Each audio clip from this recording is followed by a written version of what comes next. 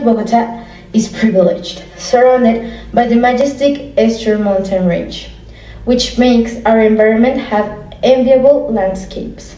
However, these same mountains perfectly describe the meaning of the world contrasts on its banks or even invading its greatness. Groups of people with extremely different cultural, social, economic, and legal possibilities have been consolidated. Tonight, we don't bring you three great stories, but one so extreme that counts as three. Toward the eastern sector of the city, where the green of its mountains prevails, the Rosales neighborhood is embedded, a neighborhood urbanized since the 1940s, which receives the name of one of the haciendas that existed in its privileged geographical point of the city. The mountains that are on its periphery highlight a privileged reality, where the urban architecture and technology leave all their splendor in its buildings. Most of the homes have an extraordinary view of the city that is obstructed by the cloud pollution that on some days is denser, and which was the legal factor for the district authorities to stop its accelerated development. Right now, we're in Rosales, a neighborhood that was created in the edge of the mountain. As you can see, the whole city can be seen from here. Bogota continues to expand towards the mountains, regardless of the way in which it does so, invading the nature. The only difference lies in the amount of wealth and the way that people invade the territory. Things is solved: park roads, high-class commerce, parks, security, schools, etc. Its occupants had access to these lands by inheritance or paying large sums of money, and their questions provided them with the status of living in one of the select sectors of Bogota. There is no music here, there is no community coexistence, there is no playing in the streets. You will know who your neighbor is because you met them in the elevators. Pets go to pet school and are treated with as many comforts as human children. The entire environment is immaculate, and there is no garbage and much less mud. The residents of this neighborhood have everything they need at the tip of their fingertips. They can go out to lunch in a fancy restaurant, have desserts in a cafe, or even have a shopping afternoon. Another one of the most important characteristics of this neighborhood is the atmosphere of tranquility that is felt. As you can see, there is no music or sounds. You can see people walking normally without the constant worry of something happening. That is why these people are considered to have a perfect life in a perfect neighborhood. Apartments in this sector range between 300 to 1,000 square meters, and they include all kinds of amenities, ranging from double kitchens, game rooms, living rooms, terraces, jacuzzi, and etc. Plus the petite amenities found in the condominiums clubhouses range from exclusive gyms, reading rooms, spa, pools, among others. The average income of an owner of these homes ranges at least between 50 and 60 million Colombian pesos per month, which is way above the minimum salary in the country. Health problems are treated at home through private doctors or in specialized clinics near the area. Therefore, we could affirm that people who live in this sector do not deprive themselves of absolutely anything. But this is not the reality of all the citizens.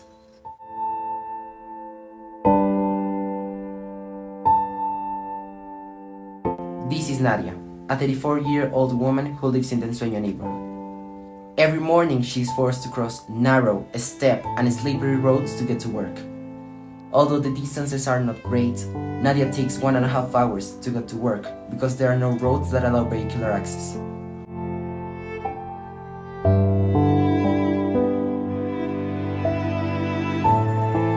Each road is an adventure, surrounded by cliffs, garbage, insecurity, and fatigue. Nadia is forced to carry her belongings in a garbage bag so she can change and be presentable at work. Not to mention that she must first collect her clothes from a communal clothesline, where her neighbors take turns washing everyone's clothes.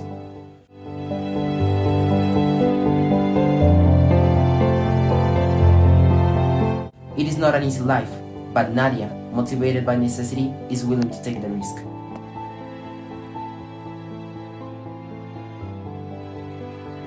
The 9.5 kilometers from Rosales neighborhood, where the city in the distance seems to end and the mountains touch the sky, we can find the Ensueño neighborhood, surrounded by the same mountains, but this time we can see a very different reality, a harsh reality. The Ensueño neighborhood is made up of a community whose forced displacement from their birthplace made them take over this territory. creating a neighborhood that was not included in the city planning. The roads are almost non-existent. Public transport only reaches a point, and its inhabitants must daily walk for more or less 22 minutes to reach the nearby consolidated neighborhoods that connect them with the city through scarce public transport. Although conditions are unfavorable, the inhabitants do not lose hope. Oscar, the president of the neighborhood, is willing to do whatever is necessary to guarantee the well-being of his community.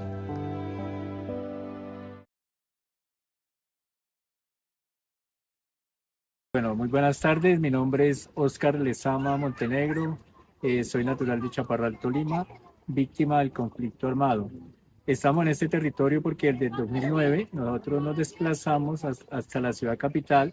Estuvimos aquí en varios sectores y ya en el 2014 pues se dio este asentamiento y llegamos a ocupar este territorio. The land in this sector was occupied little by little for 10 years, and since then, the high poverty status of its inhabitants has prevented the state, specifically the district, from giving them different treatment than being classified as an invasion neighborhood. And therefore, they lack planned supply networks for basic resources such as water and electricity. Around 2016, the legal processes for the eviction of the neighborhood began, and in October 2019, a judge of the Republic denied the crime of land appropriation in favor of the community, which made them decide to continue fighting to acquire its legalization. Oscar, dígame, ¿cuál es el origen del barrio? Bueno, este barrio se origina a partir o en el año 2014, exactamente más o menos agosto del 2014, por los dueños del territorio, de las fincas, que permitieron que la comunidad entrara a posesionarse porque creo que ellos iban a vender este terreno a Caja de Vivienda Popular, a una entidad del Estado. Permitieron que las familias entraran a posesionarse, pero ya como en el 2016-17 ellos empiezan un proceso, no hubo negociación y empiezan un proceso a querernos desalojar del territorio. Entonces, pues hay un poco de audiencias, hay un proceso en un juzgado, pero ya en el 2019, en octubre del 2019, pues gracias a Dios no aplicó el delito de invasión de tierras y aquí estamos luchando. The poverty contrasts with the charisma and joy of its inhabitants that we observe as we walk the path to reach the small community hall built with funds from the Corpus Christi Church and the community. During our walk, we witness all kinds of visual and auditory perceptions. The dance and music takes over our ears. The conversations of small groups of young people in front of their deteriorated houses gives us a glimpse of the hardness of their lives. ¿Y por qué eligieron un hombre tan esperanzador como él en sueño? Bueno, hay que agradecer primero que todo a Dios y al Padre Manolo. Padre Manolo, que es el que estaba en la parroquia de Alpes, porque en este momento no está, él nos dio mucho apoyo y él compró un predio acá para la capilla del barrio y él colocó el barrio en sueños y así ha quedado. The visual reality of their homes is moving and shocking. All the homes are at high risk of collapsing, and many of them are located at the edge of a cliff. 68% are made of zinc tiles, 25% of wood, and 7% of blocks. The floor of these homes is mostly made of dirt, which turns into mud if the inclement rain runs inside. A father from the Ensueño neighborhood who can work 22 days a month will have an income of $820,000 to meet the needs of his family group of at least 3 people on average. This figure is 1.36% of One the of the main salary problems of of a this Rosales owner. neighborhood is the houses. As you can see, they are made from cheap materials like metal tiles, so the people is vulnerable to cold and diseases. Another one of the problems is the main streets. They are very steps, so vehicles are not accessible, and they can have access to food, water, or clothes. ¿Cuáles son sus principales dificultades? Bueno, una de las principales dificultades es el acceso al barrio, las vías. Las vías cuando llueve se ponen muy difíciles, entonces inclusive estamos luchando por eso, a ver cómo las podemos arreglar, pero hasta el momento nos toca la misma comunidad porque no tenemos ayuda del Estado. Despite all this discouraging panorama, the inhabitants of this sector received us with infinite kindness, giving us all kinds of attention, from tasting homemade pastries to delicious roast meat. These Colombians share with us the little they have, Their children and young people still have dreams that have no limits. Dreams about professions that give them a better future and take them out of this harsh poverty. In a country like ours, in which the state turns a deaf ear to the imminent fate of communities like this. Mi sueño es ser veterinaria para pues, ayudar a los animalitos en situación de calle, los que están maltratados y así. We surveyed 50 people of stratum 4, ranging from 25 to 35 years old. We made them 5 questions in order to know if there is a social recognition of this type of informal neighborhoods, their living conditions, the impact they generate on the city, and the capacity of help that they can provide. The results are not encouraging because although the respondents claim to know the reality of these informal neighborhoods, 38% of the sample won't be in a position to provide some kind of help. 80% of people consider that these citizens deserve to live like this, and 94% think that these inventions deteriorate the city and diminish the security of the capital. These figures confirm that the future of these communities depend on 90% of their own inhabitants and on the capacity they have to socialize their problems to ensure that independent communities can provide especially economic solutions. Try to find solutions to this problem, we first decided to seek information from experts on the subject. For this reason, we arrived at the Gimnasio Colombo Británico School, one of the most prestigious schools in the whole country, where we had the privilege of interviewing one of the members of the board of directors regarding this topic. So, could you please introduce yourself? Sure, my name is Sebastian Henao. Okay. And we are going to ask you 3 questions. The first one is, how does the illegal settlements affect the demographic distribution of Bogota? Okay, you got it. Well, the illegal settlements are usually generated because the city does not offer enough housing chances or opportunities for different people of different type of economic income society, right? So therefore, it affects a lot because the demographic makes it very polarized, in which we have rich people who can live in very good places, and we have a lot of people who are living in illegal settlements, making it the differences among rich and poor really high. Okay? You talked about how they are created. Could you specify more on that? Usually they're created because usually capital cities such as Bogota, they usually are really high attractive for people for other regions of the country and of course of other countries as such. For example, Venezuela, Ecuador, and stuff. So therefore, they're really attractive because of the job opportunities, the amount of possibilities to get higher incomes. So that makes it a little bit expensive to come to live to our city. Being that as it makes, being difficult and being really expensive, it's extremely important to notice that usually people that come not necessarily come with enough money to actually rent or buy a house in Bogota. So they need to find different settlements that actually fit their budget. So if people do not have the budget to have the lowest legal housing, so they go to places where they see that there's no owner inside, there's no fence, there's nothing, and they just simply start building their own houses with what they have in hand. And then later on, if you see that one family is doing it, then what makes that another family doesn't make it as well next door?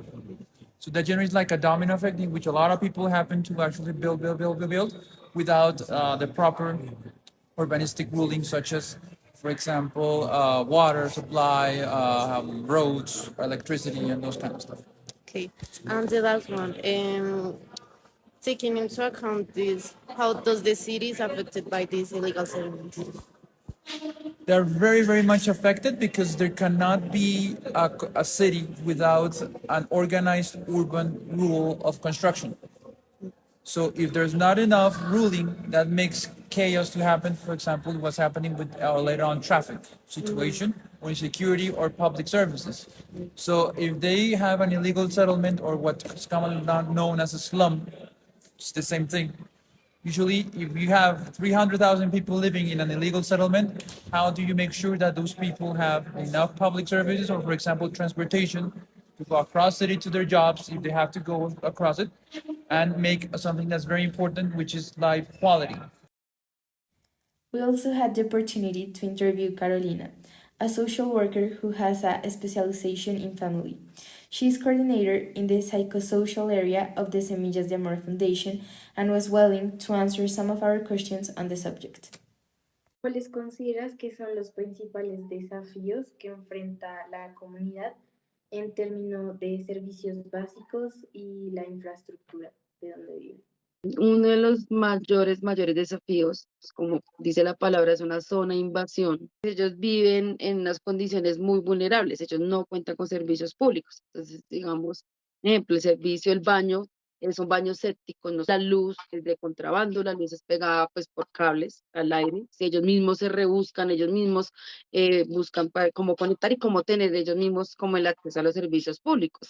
La idea es eso, pues que se legalice, que pues ya el acueducto o todas las entidades estatales que estén ahí puedan, pues el Estado le pueda dar pues los servicios públicos, que es como uno de los derechos fundamentales que tenemos todos los colombianos, ¿no? O sea, tener una casa, bueno, ya la tenían, la construyeron porque ya las construyen con materiales, sino con materiales reciclajes, en palabras coloquiales se puede llamar como cambuches. ¿Y qué opinión tienes frente a la seguridad y el acceso a la justicia en ese tipo de comunidades? La seguridad, obviamente, o sea, no es seguro, no es un entorno seguro, en el cual se ve mucho consumo de sustancias psicoactivas, atraen muchos problemas, ¿sí? Muchos conflictos y demás. Y pues como no es una zona legal, obviamente la seguridad no es tan buena. La policía, en el caso que llegue allá, pues es porque uno llama apoyo, bueno, le hacen seguimiento y demás. Pero como el barrio no es legal, la gente, pues digamos que es vulnerable. Taking into account all the information we have gathered, we were able to identify some of the main requirements to start the legalization process. The president of the communal action, Oscar, and the group of people who are part of it have done an excellent job and have an intervention plan with priority objectives aimed at achieving the legalization of the Ensueño neighborhood. The short-term objectives are the following: installation of the road drainage network on both sides of the road and its 3 sections, removal of loose material from the road composed of mud, debris, to replace it with compacted top dressing, consolidation of a road and pedestrian grid, eliminating unstable and dangerous paths, intervention and transformation of facades made of unstable materials for block facades, and formation of trade learning workshops for the manufacture of crafts and food products. The total investment for these objectives is 150 million Colombian pesos. To carry out these short-term objectives, the priority is obtaining financial resources and forming labor work groups.